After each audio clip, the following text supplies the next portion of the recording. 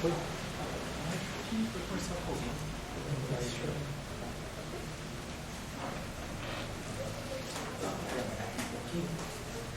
Opa, obrigado. Então, a gente estava fazendo, né, o que a gente está tentando motivar aqui é a introdução de uma nova simetria, né, que nós chamamos de supersimetria, porque é uma simetria que trabalha a degenerescência, na verdade, que é a evolução da história que a gente vê, né, entre um campo bosônico e um campo fermiônico. Então, por uma questão só de simplicidade, né, de escolher um espaço onde essa discussão fique mais simples, porque o problema da supersimetria, os conceitos de supersimetria são bem simples. O problema da supersimetria, às vezes, é um problema de álgebra espinorial, que aí a gente muda de espaços, o espinor muda, e às vezes tem toda uma questão de conversão espinorial, álgebra espinorial, parece que confunde um pouco, mas os conceitos de supersimetria são bem limpos, a gente pode trabalhar num espaço simples, que todos os conceitos estão ali.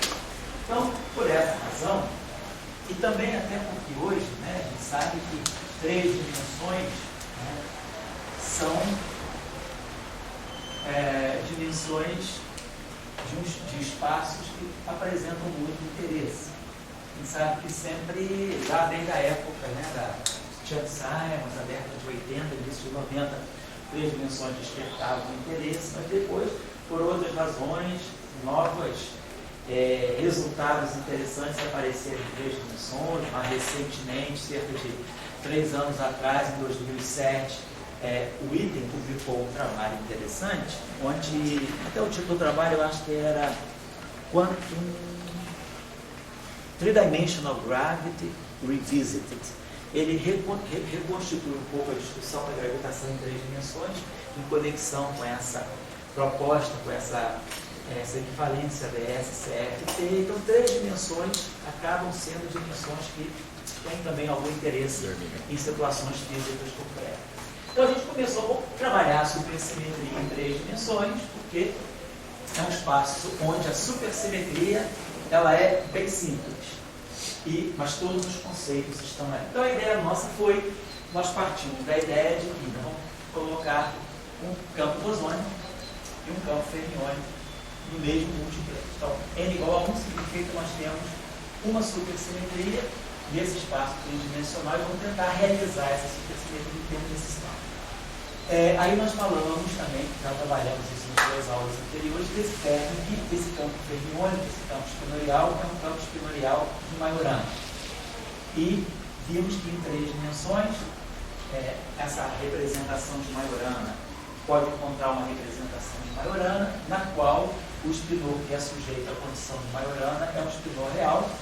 Então, nós temos um campo escalar real, boson escalar real, e um campo fermiônico sujeito a uma condição de realidade. Nós tínhamos visto nas aulas anteriores que não significa que necessariamente o férmion tenha as 2 componentes reais, mas que das 2 componentes complexas, que fazem 4 reais, apenas 2 são independentes. Então foi nesse sentido que a gente colocou esse campo. E aí a gente colocou uma questão a mais. A gente introduziu um ingrediente que seria interessante. Pessoal, será que a gente poderia pensar numa simetria que, se fosse quebrada, ela geraria um férmion de massa nula? Como é o caso, a gente tentou ver. Será que a gente não pode, a partir desse modelo, construir um modelo em que, ao invés de trabalhar com bóson de Boltzmann, quando a gente faz a quebra espontânea de uma simetria global, contínua e global, a gente, ao invés de ter um bóson de Boltzmann, a gente tem, na verdade, um férmion de Boltzmann. Até eu falei que no início da supersimetria, uma das ideias, que era justamente a ideia dos 2 bustos, a que eu concordo que foram, na verdade, são considerados também um dos precursores da supersimetria, antes da definição do modelo de Verossimino, né, na Rússia. A ideia era pensar, quem sabe se eu não posso associar, não é mais assim que se pensa, mas a ideia nasceu errada, mas deu certo. Se o férmion de Boltzmann, o neutrino, que é uma partícula dentro do modelo padrão da teoria eletrostática considerado de massa nula, se esse neutrino não poderia ser um férmion de Boltzmann. Tem massa nula e é um férmion. Então, Na aula passada, né, não vou repetir a discussão aqui, nós vimos que para implementar a ideia de que se há uma quebra, se a gente faz uma transformação de supersimetria, nós já tínhamos analisado anteriormente essa questão. Nós tínhamos visto que podíamos propor uma transformação de supersimetria que era dessa forma. Nós tínhamos as argumentações, trabalhamos com argumentações de covariância de Lorentz, né? Covariância de Lorentz e dimensionalidade. E aí fixamos as transformações como sendo dessa forma aqui. A variação do psi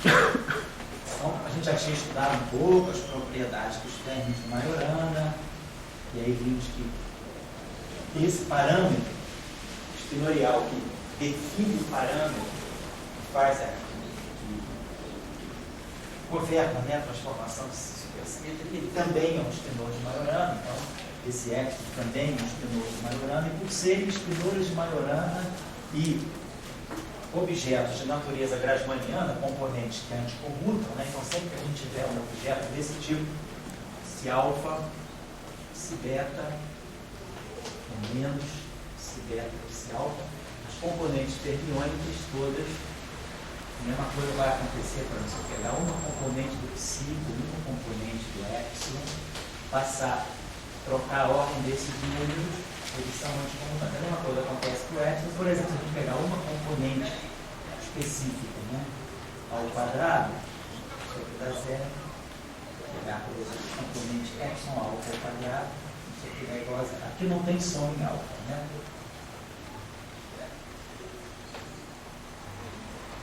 Não tem som em alfa.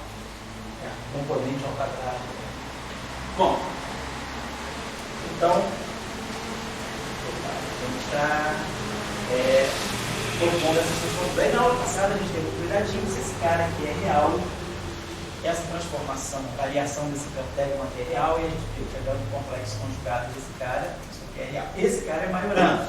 Essa transformação aqui, ela tinha um problema sinal. Se a gente pegasse o conjugado de carga desse objeto aqui, né, não daria ele, então a gente teve que botar um I aqui, com esse I aqui, esse objeto todo aqui, que é um espinor, tá? Isso aqui é uma componente bosônica, que é uma matriz gama, e aqui é um espinor. Então, tem esse espinorial aqui, né? Na verdade, isso aqui é alfa psi alfa igual a gama mi alfa beta, epsilon beta. Então, isso aqui é um objeto fermiônico. Então, esse término aqui tem que ser Majorana. Quer dizer, a variação dele tem que ser Majorana para manter o ferro transformado como tendo a propriedade de ser Majorana. Então, isso nos obrigou, na aula passada, a gente viu, a colocarmos esse I aqui. Mas aí, nós ganhamos um elemento todo. Nós falamos o seguinte: se eu for pensar numa quebra de simetria, se eu for fazer uma transformação de tal maneira que, se eu tiver um conjunto de campos, né, que definem uma certa situação, e eu fizer uma transformação, eu quero que esse conjunto de campos permaneça inalterado, para poder dizer que essa configuração de campos é invariante sobre supersimetria. Se eu fizer uma transformação, se eu tiver uma configuração onde, por exemplo, meu campo A tem um valor esperado no vácuo, não necessariamente zero. E o meu campo psi, né, você sabe que os campos fermiônicos, nós já tínhamos estudado essa situação em cursos anteriores, os campos fermiônicos têm valores esperados no vácuo igual a zero para poder manter a simetria de Lorentz, né? Uma questão de invariância de Lorentz, campos tensoriais, campos com espíritos não triviais, tem que ter valor esperado no vácuo triviais para poder garantir a invariância de Lorentz no vácuo. Nesse caso aqui, e aí a invariância translacional impõe que esse objeto aqui tem que ser sempre constante, ele é não nulo, mas constante. Então, esse objeto aqui sendo constante, isso aqui é zero. Então, eu teria sempre um delta psi diferente de zero. Eu precisaria gerar uma excitação, quer dizer, a partir de uma transformação de supersimetria, eu precisaria gerar um delta psi não nulo, para poder gerar justamente essa configuração fermiônica, essa flutuação fermiônica, que teria um alcance infinito, que seria de comprimento de onda infinito, portanto de frequência zero, de massa nula. Então a gente falou, então está faltando alguma coisa. Para poder realizar essa prerrogativa de que a gente quer, a partir da supersimetria, entender o aparecimento de férmions de massa nula, daí é uma questão de princípio, né?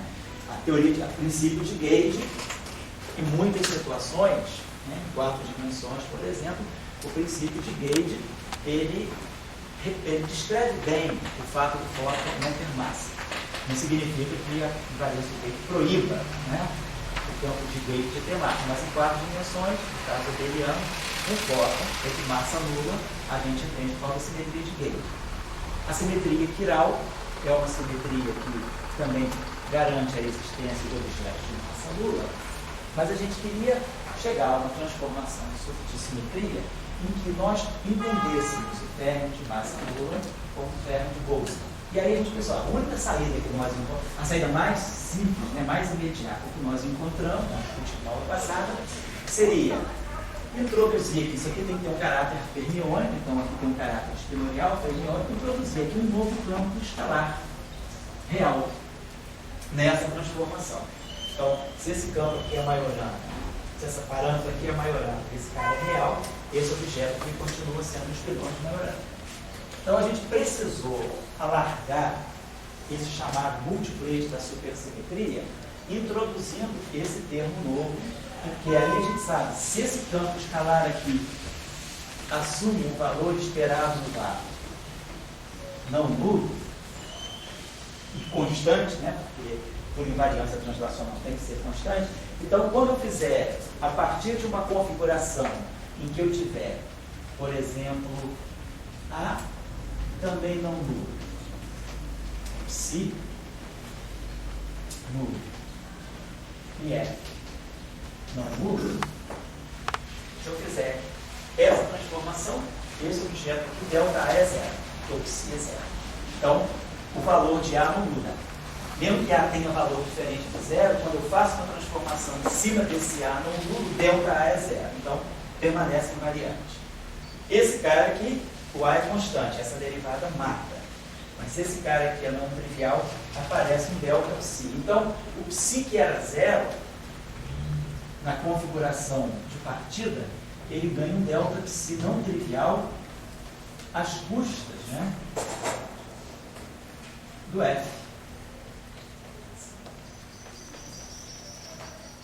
Então, esse delta psi aqui, ele deixa de ser nulo. Então, o psi' é diferente do psi. E aí, então, eu quebrei a simetria através desse campo fermiônico. E aí, justamente, essa configuração que aparece não nula é a configuração constante, comprimento de onda infinito, portanto, frequência nula, deveria estar representando o término de massa nula. Então, foi a saída que nós encontramos para justificar o aparecimento desse campo. Deixa eu apagar aqui. E aí, já que nós introduzimos um campo novo, então, isso aqui me guiou na extensão do meu chamado supermultiplete. Então, além do campo bosônico real, do campo fermiônico de Majorana, eu introduzi esse objeto novo. Esse objeto aqui entrou para poder, de alguma maneira, viabilizar algo que a gente vai querer depois ver como uma possível quebra de supersimetria, e a quebra da supersimetria induzindo o férmion de Boltzmann. Seria essa a ideia. Bom, aí, claro, se eu estou propondo isso, eu tenho que propor que esse F também se transforme. E a ideia, então, é que esse F se transforme, além do parâmetro fermiônico, como ele é um campo de natureza bosônica, a variação dele tem que vir proporcional ao férmion. Aí, na aula passada, nós tínhamos trabalhado as dimensões, nós vimos do ponto de vista das dimensões canônicas, um campo escalar Klein-Bor com 3 dimensões, tem dimensão de massa meio, um campo fermiônico tem dimensão de massa 1. Então, e o parâmetro, então, como esse campo aqui tem massa meio, e esse cara aqui tem massa meio, e esse cara aqui é massa, dimensão de massa, esse cara tem que ter dimensão de massa a menos meio. Então, o parâmetro da supersimetria é um férmion, mas que tem de novo. Só para a gente recapitular. Então, esse A aqui tem dimensão de massa a meio, campo escalar. Depois, o Psi tem dimensão canônica de massa, que estamos em 3 dimensões. E o Epsilon, para poder bater com essa dimensionalidade, apesar de ser um espinor como o campo A, ele tem dimensão de massa menos meio. Então, mostra que ele não deve ser um campo físico, né? É simplesmente um parâmetro que determina aquela dimensão, para bater aí as massas. Aí a gente aqui, então, é 1, isso aqui tem dimensão 1, então isso aqui é meio, isso aqui é menos meio, então a dimensão desse termo é igual à dimensão desse. Como esse aqui tem dimensão menos meio, então o F obrigatoriamente vai ter que ter dimensão de massa 3 meios, para poder garantir a dimensão 1 do delta de si. Então aparece um campo escalar com uma dimensão meio, meio fora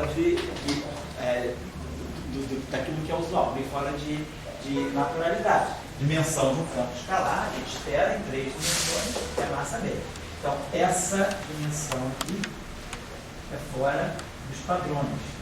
E aí a gente vai ver daqui a pouco que esse campo ele vai ser um campo escalar, mas com uma outra missão, diferente do campo escalar físico. E aí a gente tinha que arrumar isso aqui.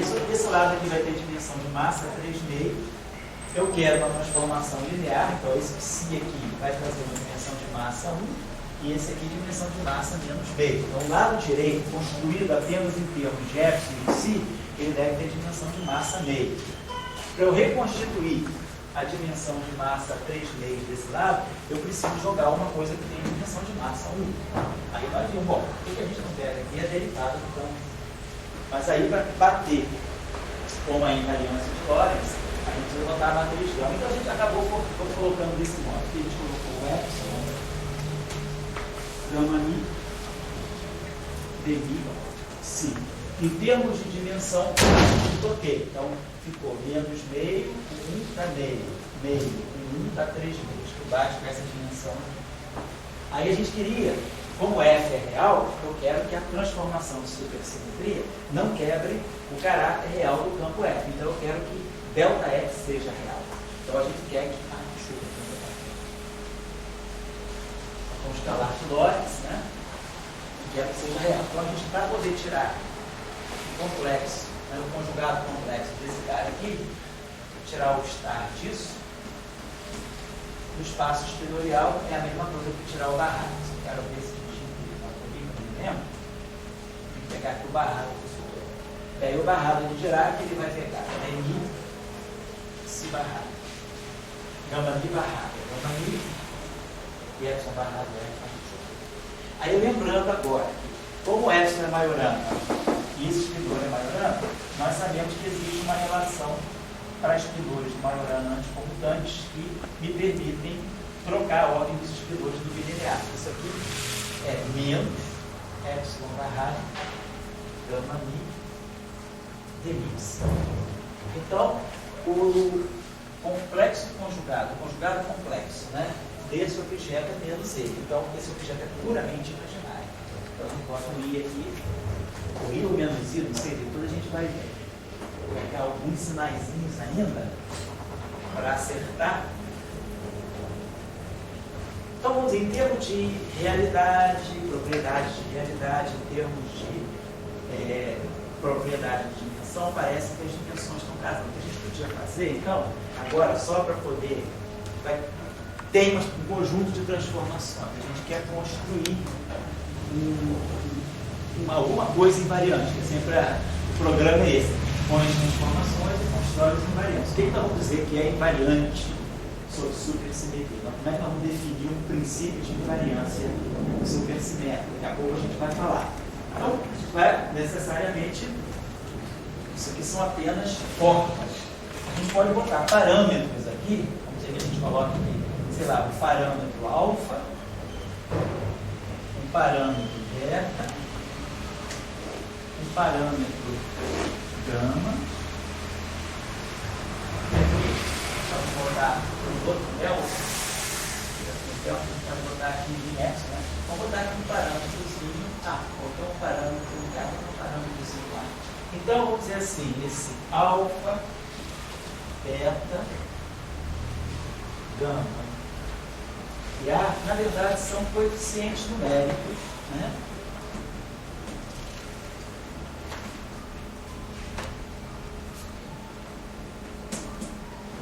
A serem ajustados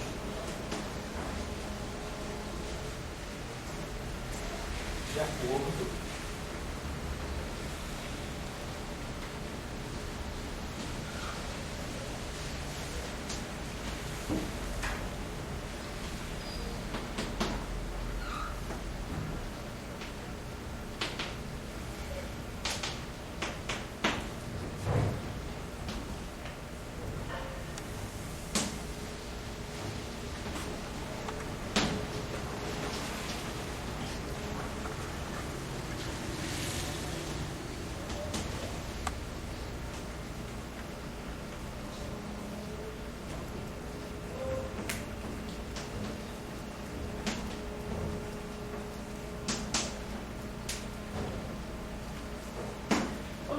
criar um princípio de variância para as transformações de supersimetria.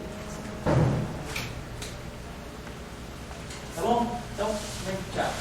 Foi validado. Não poderia acontecer, você está muito campo A e campo X, um se transformando, né? Você não poderia considerar essa como um tipo de supersimetria reducionista, quer dizer, no sentido que você poderia ter uma simetria antireducionista? Se não tivesse apenas um A, tivesse um A, um B, um C, um I, e se transformando pode. E que poderia talvez até ter uma solução de não ter o ético. Sei. Você não acha que, digamos... Por exemplo, você pode, a gente pode, quando a gente for fazer o caso extendido sobre esse N igual a 2, o que a gente está fazendo é um pouco complexificar no sentido de escrever o campo A deixa de ser real, passa a ser complexo, portanto a gente vai poder combinar dois tipos de multipletes mínimos aqui para formar um super multiplete. Mas, se nós não colocarmos esse campo aqui, nós nunca vamos conseguir. Quer dizer, se a gente quiser impor a necessidade de, a partir de um campo escalar, gerar alguma coisa que vai fazer o papel de um termo de Boltzmann, a gente não vai ter como abrir mão desse campo, pelo menos em 3 dimensões. Eu ia já deixar de propósito para vocês um exercício para vocês fazerem em 2D. Esse exercício nós estamos fazendo em 3 dimensões, mas em 2 dimensões a discussão é mais rica, porque em 2 dimensões, além de nós termos os tenores de Majorana, nós podemos ter os chamados espinores de Majorana-Valle, mostrar o que são, para quem não sabe. E aí a gente pode fazer uma supersimetria mais fundamental ainda em 2 dimensões. Em 2 dimensões a gente pode ter a supersimetria, ela pode mudar no espaço-tempo todo. Pode acontecer de em 2 dimensões, quer dizer, em 2 dimensões nós sabemos que as coordenadas naturais que eu trabalhar no sistema espaço uniforme em 2 dimensões são as coordenadas do ponto de luz. Depois eu vou deixar o exercício, mas a gente sabe que em 2 dimensões muitas vezes é conveniente a gente pegar a combinação x0 mais x1 sobre 2, x0 menos x1 sobre 2, né? Com essa combinação aqui, a gente sabe que esse elemento aqui de linha, né, dx0 ao quadrado menos dx1 ao quadrado, pode ser escrito nessa método, a gente chama isso de x mais e x menos, pode dar alguma coisa desse tipo, são as chamadas coordenadas do cone de luz. E a gente sabe que em 2 dimensões, esse espaço característico de pegar 2 dimensões e pegar campos de massa nula, partículas de massa nula, ou elas se propagam para a direita, né, ou elas se propagam para a esquerda. A gente tem uma relação entre se a partícula tem massa nula, claro, a gente pode sempre ter uma partícula que sempre se propaga por uma direção só. São as chamadas, a chamada quiralidade em 2 dimensões.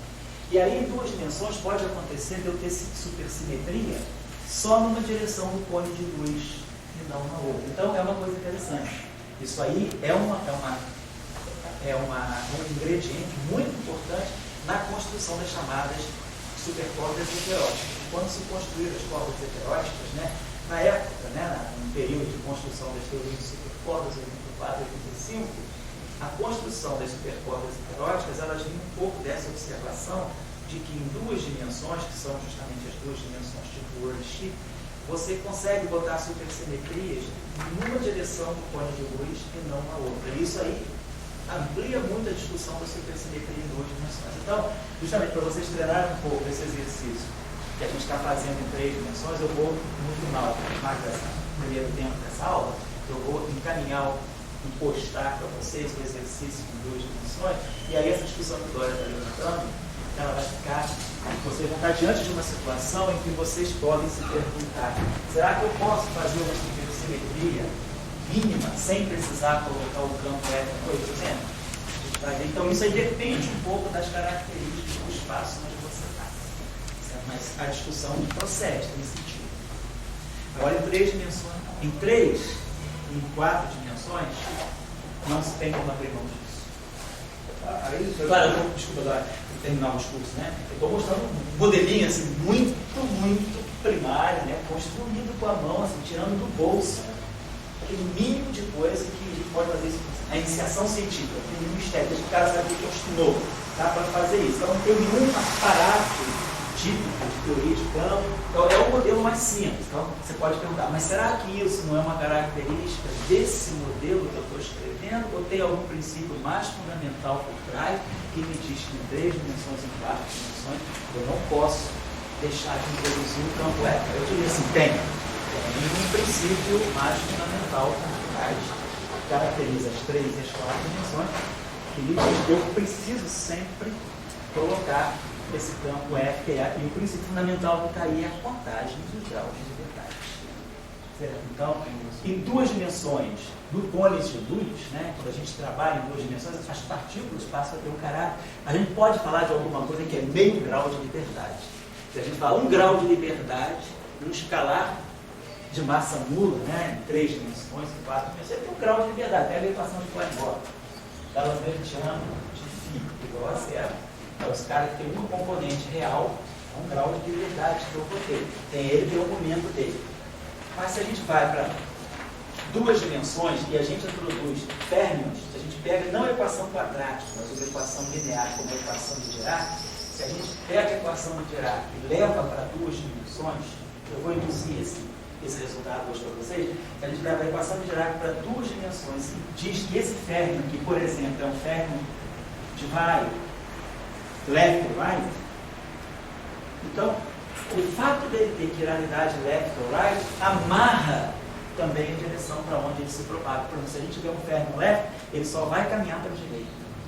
Então, sempre que eu tiver um fermion left em 2 dimensões, ele vai caminhar sempre na direção x menos dt. E se eu tiver um fermion right, ele vai caminhar na direção x menos dt. É um pouco herdado de 4 dimensões. Vocês vão lembrar do discurso que a gente faz, né? Quando a gente estuda a equação de Dirac, a equação de Weyl, na verdade, né, os fermions left, eles têm sempre eles caminham sempre com uma quiralidade mágica, com o spin alinhado com a direção de movimento. E os fermions e os antifermions left, os antineutrinos, ou os antineutrinos Weyl, eles têm sempre o spin contra-alinhado com a direção de movimento. Então existe um casamento entre direção de movimento e orientação do spin, no caso de fermions left virais de 4 dimensões. Em 2 dimensões, a situação ainda é herdada, quer dizer, ainda permanece, dizendo que fermions left or right, um só caminha para a direita e o outro só caminha para a esquerda. Então, um fermion left em 2 dimensões, ele não conhece a propagação para a esquerda. Então, ele só conhece o lado direito. Ele só sabe andar para a direita, não sabe andar para a esquerda. Então, ele não tem o espaço todo para caminhar. Então, ele não tem 1 grau de liberdade, ele tem meio grau de liberdade. Ele só pode caminhar em meio espaço. Ele só anda para a direita, ele não pode nunca andar para a esquerda. Então, quando se falar de meio grau de liberdade em 2 dimensões, é uma coisa que parece meio, vamos dizer assim, exótica, né? Mas não é exótica. Significa que aquela partícula ela só pode andar numa direção do espaço, ela não conhece a direção oposta, nesse sentido. Certo? Então, eu vou deixar isso mais como exercício para vocês, que é mais simples, né? Mas ao mesmo tempo é mais rico, tem mais discussão, apesar de tecnicamente ser mais simples. Eu acho que assim, quer dizer, já que você gosta de falar de princípios, coloca o princípio para cá. Às vezes a supersimetria é simples, não sei, estou tentando fazer o mais simples possível. Complicado às vezes. Quer dizer, uma pergunta simples, básica, tem que conhecer a natureza do fenômeno, do conjunto, Sei. se move de momento.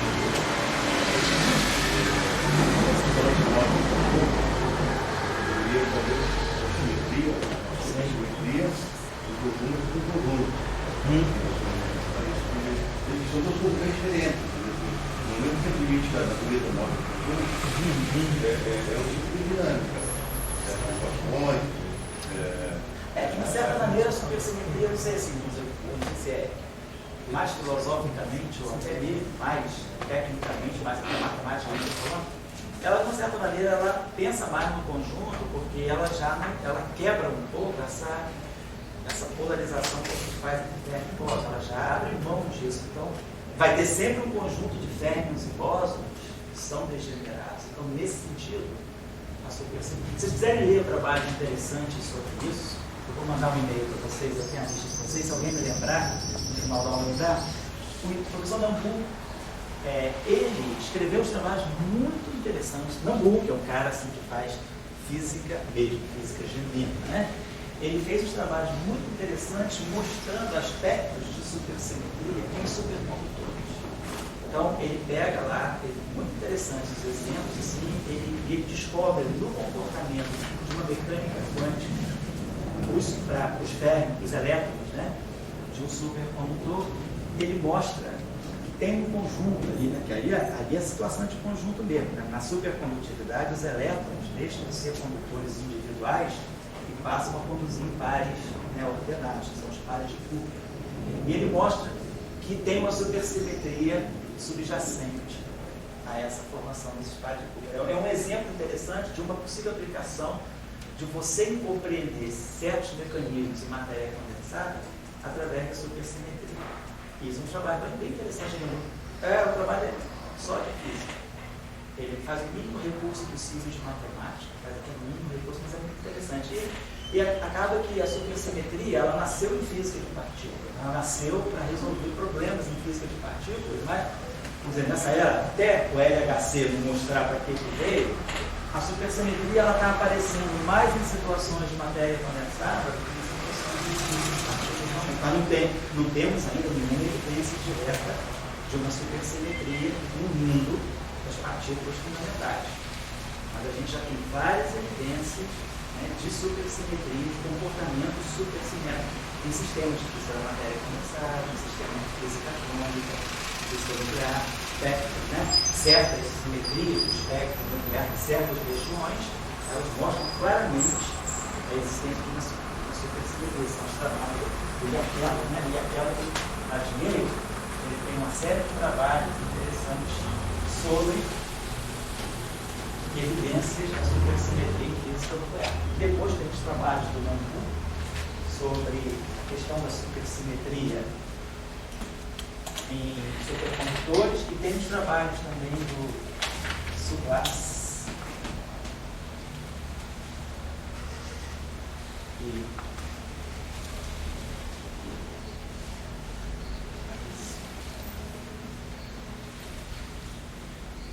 também sobre evidência de supersimetria em sistemas de física da matéria condensada, aqui em supercondutores e aqui em física nuclear. Então, a supersimetria, ela parece assim, sobretudo quando se fala de mecânica quântica. Né? O primeiro Yaquelo. Franco Yaquelo é física nuclear. É questão de espectro de conjunto para aqui é supercondutor, né? E aqui é matéria condensada.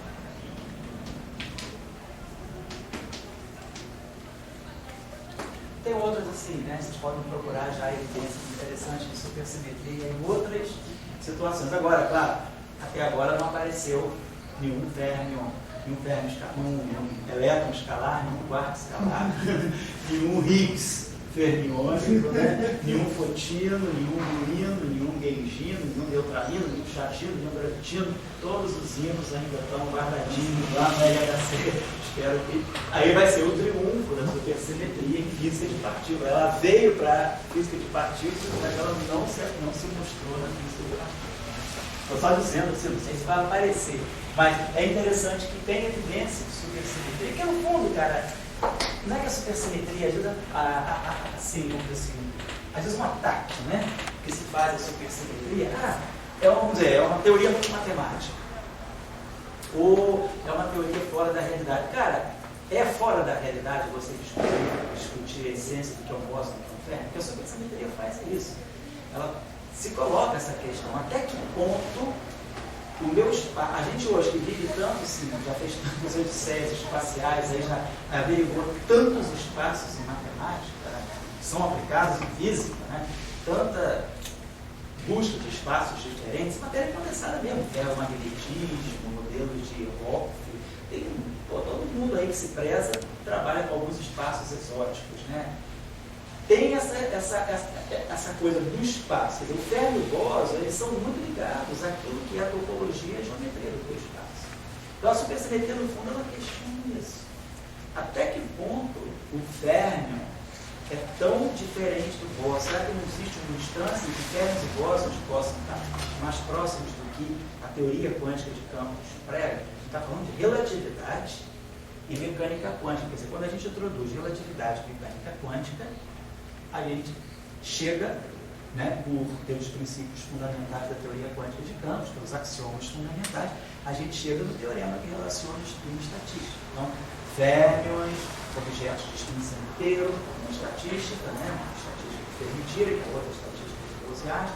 Então, mas isso aí já é o resultado de eu ter incorporado relatividade com mecânica quântica. Nem sempre a realidade é isso. Na matéria condensada, por exemplo, eu já relaxo a condição da relatividade. Então, talvez, por isso tem sistemas da matéria condensada, a gente possa estar vendo maior essa aproximação entre férmions e bósons do que no mundo relativístico, que ele é tão estrito, né? Ele não é nem uma questão de você impor, você demonstra no teorema que diz férmio para cá, bóson para cá. Então, a relatividade junto com a mecânica quântica, elas fazem alguns estragos, geram divergências muito sérias e, além de tudo, elas criam essa dicotomia muito acentuada entre férmions e bósons. Ao passo que se a gente começa a relaxar, aí a pergunta é, mas se eu não quero relaxar essas condições? Se eu quero ter relatividade, quero ter mecânica quântica, mas aonde é que eu posso, então, ver a proximidade maior que existe entre férmions e bósons?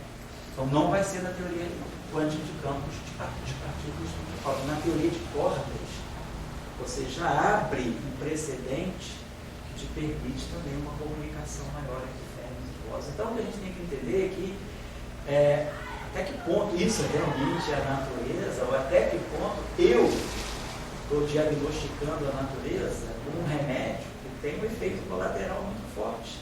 O efeito colateral é parecer que bósons e férmions são inimigos. Claro que são.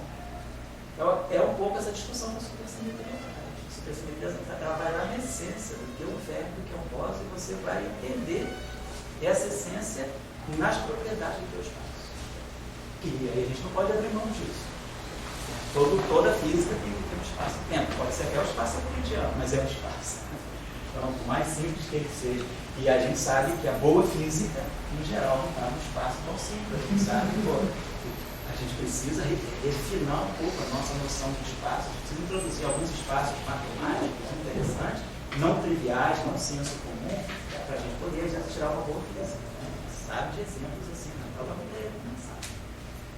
Então, um pouco essa é a discussão. Então, quando, às vezes, assim, esse ataque muito sério à supersimetria, que, às vezes é como a supersimetria é apresentada. Às vezes, se você começa na primeira aula, botar um grande supercampo definindo variáveis de superespaço, e com outra daqui, com outra dali, D barrado, não sei o que, aí o cara pensa, fica assim, o cara fica quase que agredido por tanta convenção de Spinor, de índice, e a supersimetria não é nada daquilo.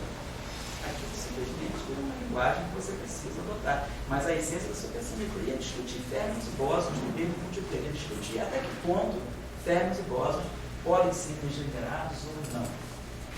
Essa discussão existe na matéria avançada, na física nuclear, Eu queria aprender a supersimetria em termos de multipleto. Sei, é aquilo ali. Quando eu tenho modelo, eu aprendi lá com o Yanni, que ele bota no multipleto próton e nêutron. Ele faz uma transformação uninha com o outro. Daí ele quer dizer que o próton e o nêutron é a mesma coisa. Você vai diferenciar um próton do nêutron se você botar o eletromagnetismo, com a nova carga, lá, etc. Não, próton e nêutron é a mesma coisa. No multipleto, ali a gente aprende que o próton e o nêutron é a mesma coisa, tem que ter a mesma massa, tem que ter o mesmo espinho, aquelas coisas tudinho igual. Agora, a supersimetria, se botar no inferno, no mesmo multipleto, qualquer coisa, e botar ele igual um Epsilon, transformando, você já diz, não, esse multipleto já pode ter espinhos diferentes, ele não necessariamente tem a mesma massa. Se vocês, durante o discurso, por exemplo, não é no multipleto. Sei. O que é o multipleto para Yang Milton, para próprio Milton, e como é que é o multipleto? Porque o que eu entendo, por exemplo, no Yang Milton, o multipleto tem que ser tudo igualzinho. Sei. Indistinguíveis, que eles chamam, assim. E na supersimetria, por definição, você pode agora fazer uma de gauge, mas com um multipleto distinguível. Então, você tem um férmion e outra bóson, já distingue desse ponto de vista, um férmion e outra bóson. O que vai ser indistinguível? Por exemplo, vamos colocar a situação cara a cara. Então, vamos pegar o caso de SO2, onde você colocou aqui o dublete, próton e nêutron. Vamos colocar aqui o caso da supersimetria com aquele dublete que nós colocamos ali. Só que aquele dublete, vamos dizer, é um escalar, quer dizer, em vez de ser um bóson, um próton, assim, é uma partícula escalar, e aqui uma partícula de espinho. Então, no caso do SO2, né, a transformação, então a gente sabe, esse objeto aqui é representado por uma função de onda, então a gente sabe que a gente vai fazer uma transformação desse tipo, assim, vai botar esses dois objetos no mesmo vetor, esse aqui é um dublete, e aqui a gente vai colocar uma transformação que vai deixar invariante, né? Esse produto escalar aqui, vai deixar invariante módulo de C ao quadrado mais módulo de CN ao quadrado. Então, essa grandeza aqui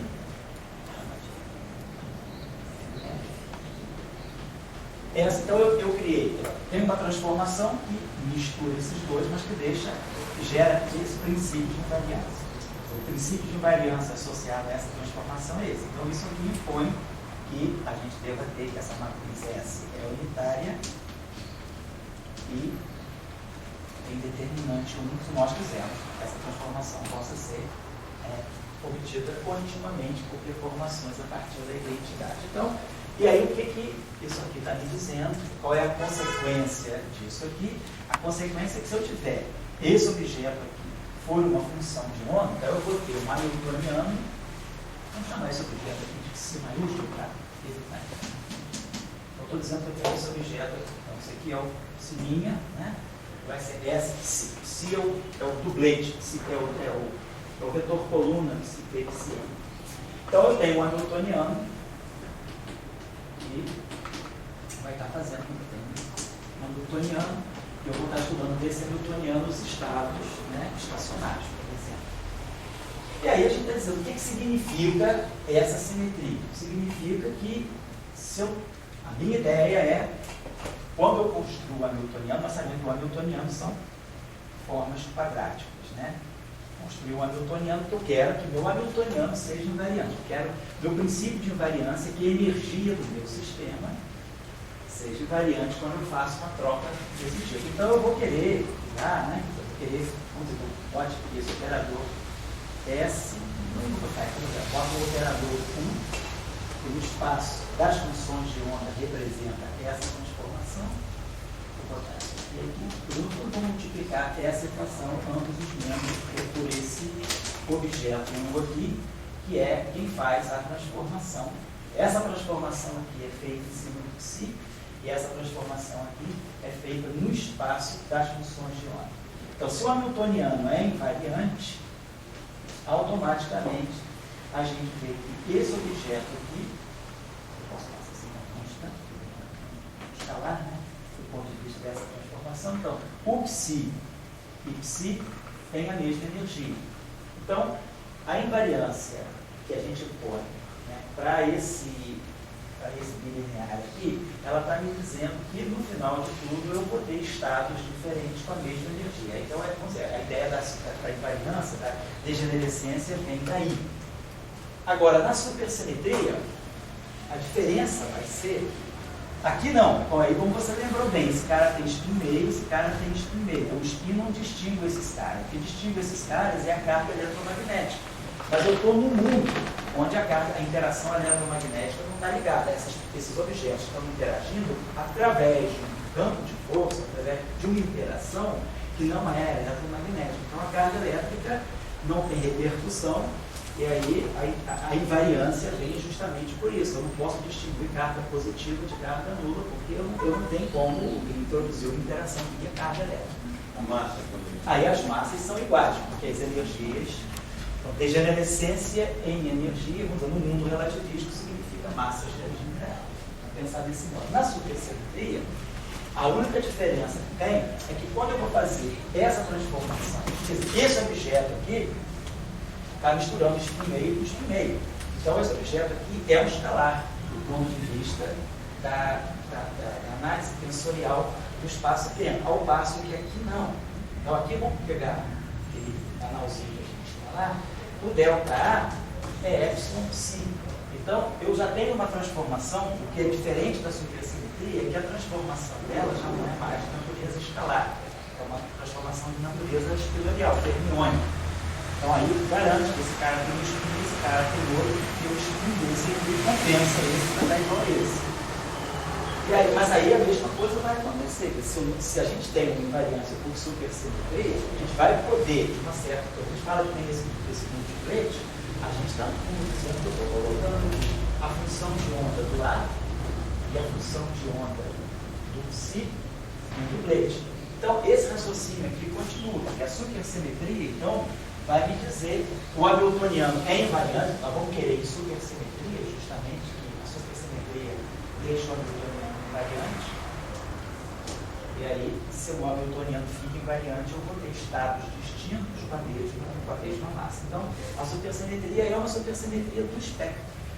Ela vai ser uma simetria do espectro, é uma simetria que garante a degenerescência em massa de estados de spin diferentes. É o que está acontecendo aqui, é a mesma coisa. Claro, ali eu não escrevi nenhum lagrangiano para vocês, não escrevi nada, mas a gente sabe que daqui a pouco a gente vai ter que colocar aquelas transformações dentro de algum princípio de invariância. É um pouco isso que eu estava querendo. Mas eu digo, em termos da teoria de Gauge, analisando a teoria de Gauge sem supersimetria, tem que ter, assim, um múltiplo, tem que estar tudo mais ou menos equivalente. Isso. Aqui. Na supersimetria ela dá um salto disso. Numa teoria supersimétrica, então vamos dizer, você está querendo colocar. O que vai acontecer? Vamos dizer, se a gente já tem elementos para poder entender, ou assim, para poder vislumbrar o que vai acontecer numa teoria supersimétrica, uma teoria de Gauge com supersimetria. Então, o que a gente está pensando seria o seguinte: toda teoria de Gauge, vamos pensar pelo setor de matéria, vamos pensar na teoria de Fourier-Mills. Ou se quiser, vamos pensar na teoria de Young-Mills pura, como a gente está acostumado às vezes a fazer. Pega lá a teoria de Young-Mills, temos os campos, os potenciais, né, associados à teoria de simetria, e aí a gente constrói as suas intensidades de campo, constrói as lagrangianas. O que está faltando na supersimetria? O que vai estar faltando? Não está poder, a gente tem um campo vetorial. Então, a lição que a supersimetria nos diz é que esse campo, que é uma partícula vetorial, ele deve ter um associado, assim, já que o parâmetro da supersimetria é universal. Seja a matéria, ou seja o setor de Gauge, o parâmetro da supersimetria é epsilon. Então, a partícula é o parâmetro fermiônico. O parâmetro diz que a transformação de supersimetria é esse epsilon. Isso aqui é universal. Depende se o campo tem spin meio, tem spin 0, tem spin 1, qualquer transformação de supersimetria vai ter diversos parâmetros.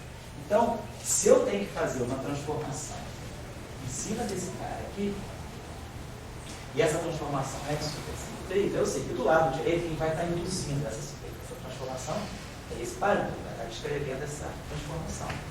Agora, esse cara aqui é bosônico, e eu vou ter que colocar aqui algum campo.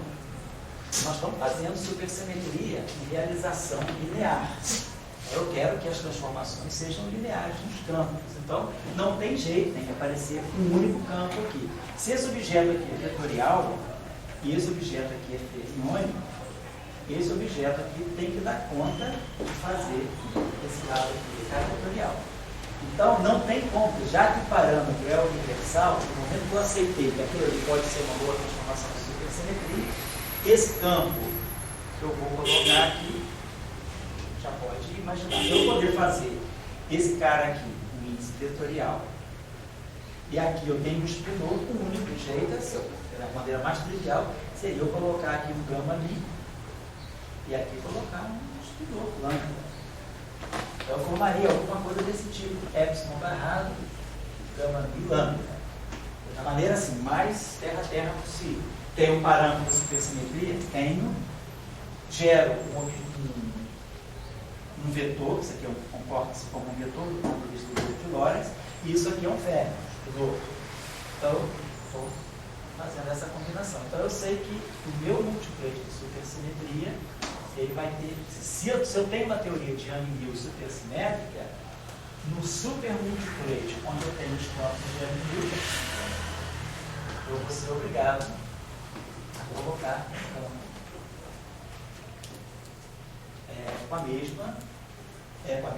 na mesma representação do grupo de Gauge, dos mesmos índices do grupo de Gauge, portanto, a gente sabe que esse está na representação disjunta, então esse cara aqui está na representação disjunta também, então é um ferro que está na representação adjunta. Então, a ideia da supersimetria, ela me diz de cara que se eu tiver partículas de Yang-Mills, eu devo ter férmions de Yang-Mills que vão ser parceiros dos campos de Gauge. Aí, claro, esse objeto aqui, se ele está na representação adjunta, ele deve ter um caráter de realidade também. Então, os férmions, que são parceiros dos campos de Gauge, devem ser férmions de Majorana. Não deveriam ser férmions de Dirac. Aí é uma questão de realidade, né? A representação adjunta, a representação real, então a gente tem que colocar férmions de Majorana. Então, fica muito claro, vamos dizer, do que você está falando. Quando eu faço uma teoria de Yang-Mills supersimétrica, a primeira coisa que eu já tenho que entender que vai aparecer, né, no vácuo, né, vai aparecer assim, vai ser trazido, né, como parceiro do campo de Gauge, do férmio de Majorana, portanto, uma partícula do ponto de vista eletromagnético neutra e a representação do fundo. Então você já sabe, aí você fala, um setor de matéria eu tenho aqui. Então o que você vai fazer agora numa teoria de Gauge supersimétrica é fazer interagir o multiplete de matéria, você pode botar a matéria numa representação do grupo de Gauge, aqui vai ter o psi, e essa matéria agora vai interagir com o setor de Gauge via princípio de Gauge, derivadas covariantes, acoplamento mínimo, toda a história. Então você liga a matéria supersimétrica com o setor de Yang-Mills supersimétrico. Mais ou menos isso aí aqui, vamos dizer assim, é o enredo da ópera. Depois é você criar fazer a história, né? Mas então, os personagens são esses. Com isso aí você vai. Aí já está quase lá. Sabe? Como é que esse cara aqui interage com esse? Derivada covariante, vamos falar. Esse cara aqui se acopla minimamente com esse. Agora, esse cara está no setor de Gauge. Como é que esse cara aqui vai ter interação com o setor de matéria? Da mesma forma, por exemplo, que esse psi, ele pode ter essa interação aqui, para quem já fez o cursinho introdutório de Yang-Mills, quem não fez, meio viagem, né? Mas lembrando que esse campo aqui está na fundação, agora na álgebra aqui, vou dar assim, aqui vou botar assim, a IA, os geradores, né? E os férmions aqui. Então, sabe que isso aqui é a interação de Gauge mínima entre férmions com uma certa representação Aqui são os geradores, GA e J, fazendo a interação CJ, mediada pelo amigo. Então está aqui. Como é que esse cara aqui vai entrar aqui? Não pode entrar da mesma forma.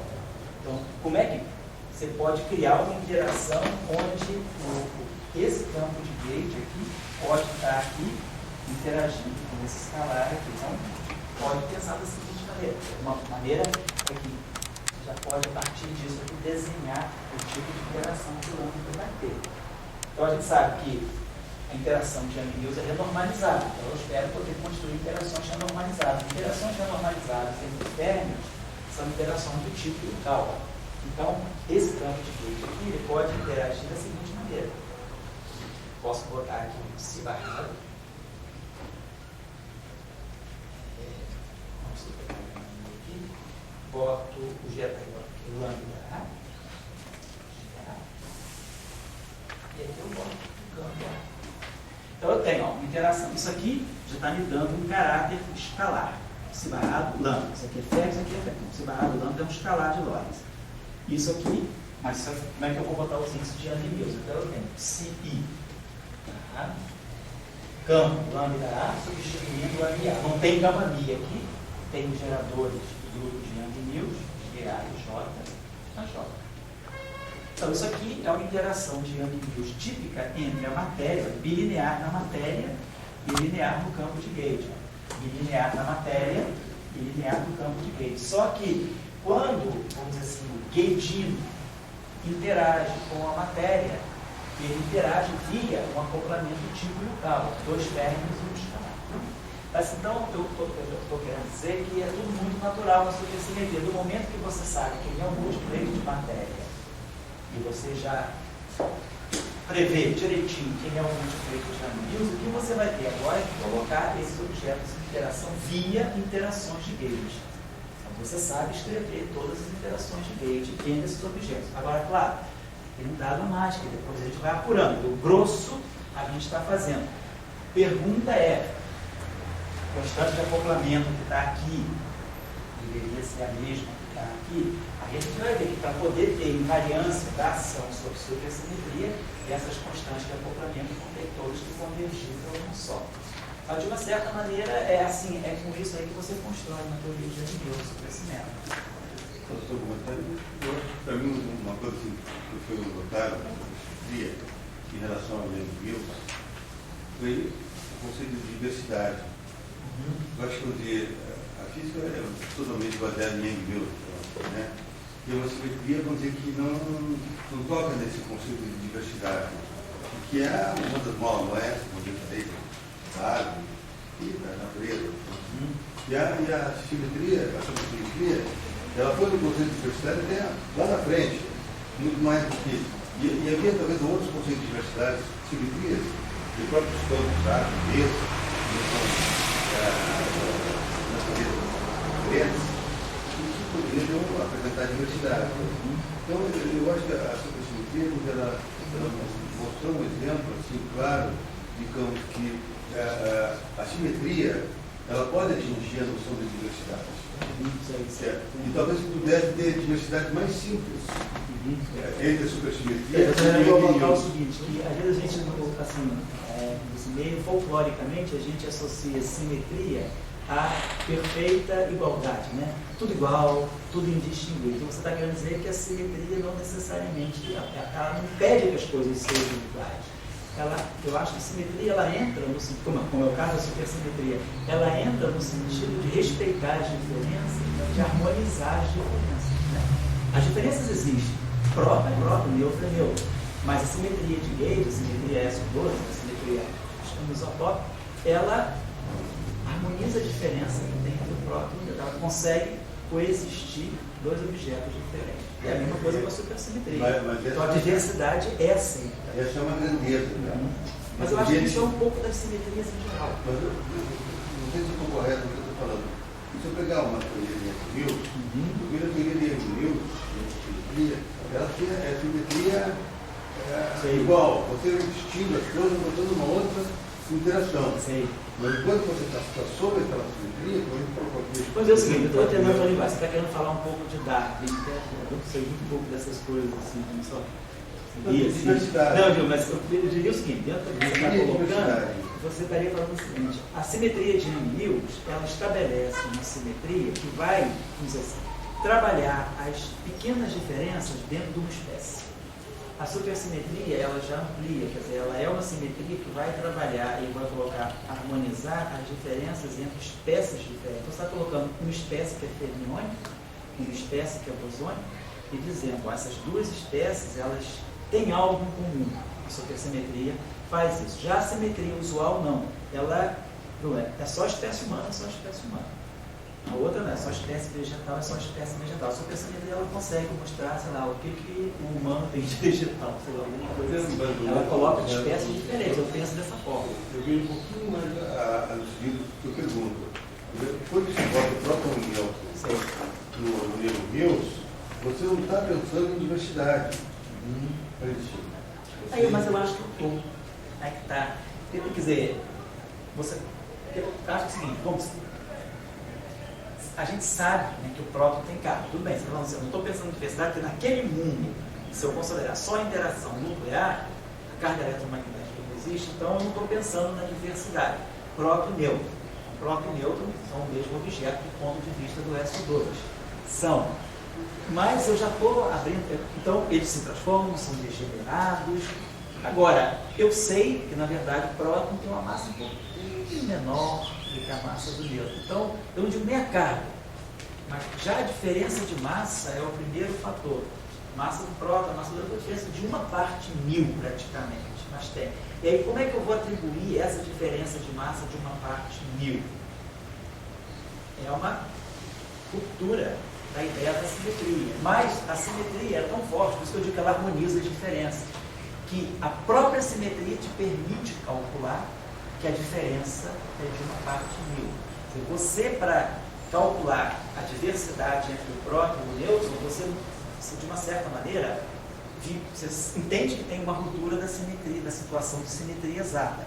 Mas você não precisa sair da simetria para calcular essa diferença. A própria simetria, essa que a gente estuda lá no modelo de Gell-Nishijima, você usa instrumentos da própria simetria SO3 para calcular aquilo que é a diferença entre o próton e o nêutron.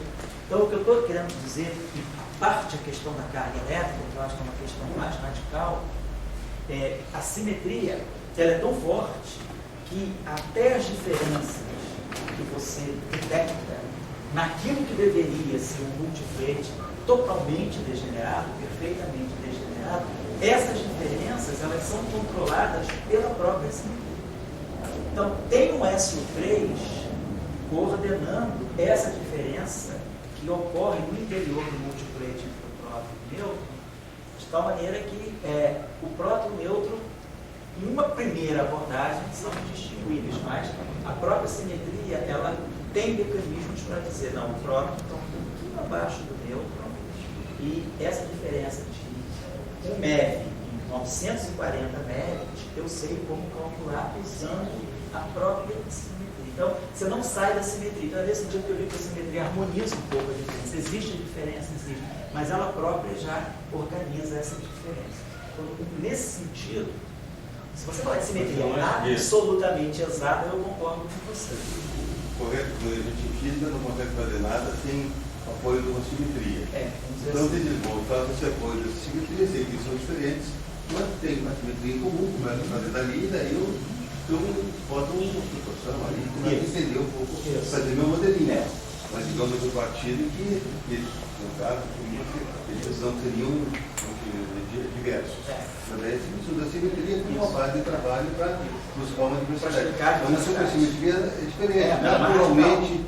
Naturalmente você entra na diversidade. Já entra na diversidade.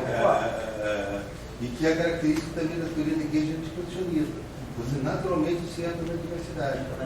E depois você tenta, dentro daquela simetria, dar uma explicação da diversidade. Mostrar que as diversidades não são tão nefastas assim. Aquelas diversidades são naturais. Eu acho que o papel sociológico da supersimetria, é mostrar que você harmoniza as diferenças, assim, sem necessariamente uma autoridade. Você tem um baiano e um baiano. Você tem uma simetria. O baiano ficou triste na terça-feira, quando ele viu que você viu o PF estar assim, né? O mundo sem ninguém, não tem um programa nessas redes de TV, aquela, como é que seria o mundo sem ninguém? Tem um mundo sem ninguém, né? Então ele viu o CBPF sem ninguém, e estava lá embaixo, na portaria, me cercando, terça-feira, depois dos minutos, às 10 horas da manhã, atribulado, porque não ia ter aula. Como vai estar fazendo? Cara, eu acho que não vai dar para dar. Como? Isso, olha, depois disso, o baiano não trabalha, cara. Ia ficar na rede dele. Não, você tem que é paulista, aí, é o símbolo da locomotiva do Brasil. Não estava aqui o baiano, que a gente viu, que é um preguiçoso. Estava lá cobrando, cara, na porta do elevador. Todo mundo quer entrar, vai ter aula. Tião passou na frente, ó, o Tião já tá lá em cima, o Tião também. Não falei, eu tinha acabado de falar com o Tião. A diversidade aí, o baiano e o paulista. Eu tava dormindo. Pois é, o paulista estava dormindo e o baiano cercando. Eu fui o primeiro a falar com o Tião, aí depois chegou o Henrique e depois a senhora. Olha só, quem precisava assistir a aula. Eu acho que nesse coisa da LHC, acho que a base do entendimento, eu diria que a base, estou falando o que eu acho, né? Sim. É Yang Mills. Então, Yang Mills é base do que a gente vai achar. Até deu um discurso de, agora recente, na imprensa do Wagner. Aí tem a base do olha, esse negócio de. Nós falava assim, né? Que sobre superforte, me desculpe, mas a LHC vai ser resolvida por mudando padrão. Sei. Então, quando ele está querendo dizer isso, no fundo, na simetria é Yang Mills. E o que a gente está falando aqui, quer dizer, é que o baiano e o paranense, eles não. Eles têm um paranense.